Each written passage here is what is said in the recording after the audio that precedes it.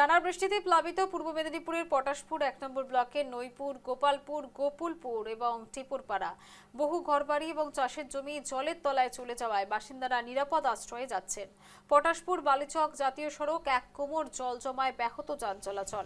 এদিকে কেলেঘাই নদীর জলস্তর দ্রুত বাড়ায় ২০২১ সালের প্রলয়ঙ্করী বন্যার স্মৃতিতে আতঙ্কিত নদীপাড়ের মানুষ। পরিস্থিতি মোকাবিলায় সেচ দপ্তর এবং প্রশাসন নজরদারি চালাচ্ছে এবং নদীবাঁধ রক্ষায় সতর্কতামূলক পদক্ষেপ নিচ্ছে।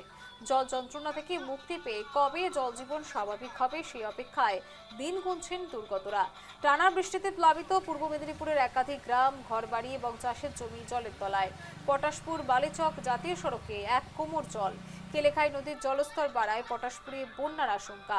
পরিস্থিতি মোকাবিলায় তৎপর সেচ দপ্তর এবং স্থানীয় প্রশাসন। জল যন্ত্রণা থেকে মুক্তি পেয়ে স্বাভাবিক জীবনের অপেক্ষায় দুর্গতরা।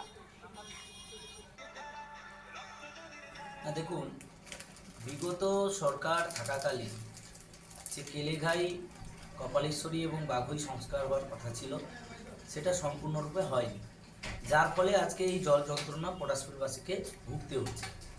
আমাদের সরকার ৩ মাস হয়েছে আমরা সরকারে এসেছি। যথেষ্টভাবে আমাদের সরকারের যারা মন্ত্রী রয়েছেন এবং ডিপার্টমেন্টের যারা অফিসার রয়েছেন তারা যথেষ্টভাবে কেলেঘাই, কপালেশ্বরী এবং বাঘুই নদীর তীর বরাবর যে সমস্ত গ্রাম এলাকাগুলো রয়েছে সেগুলোকে সংরক্ষণের জন্য বিভিন্ন উপায়ে তারা প্রচেষ্টা করছেন। তো আশা করছি আমাদের বিধায়ক সাহেবও এক্ষুনি আমাদের এলাকায় এসেছিলেন, উনিও আশ্বাস দিয়েছেন যে জল নেমে গেলে যাবতীয় যা করার দরকার কেলেঘাই বা বাঘুইতে তার সমস্ত রকম ব্যবস্থা আমাদের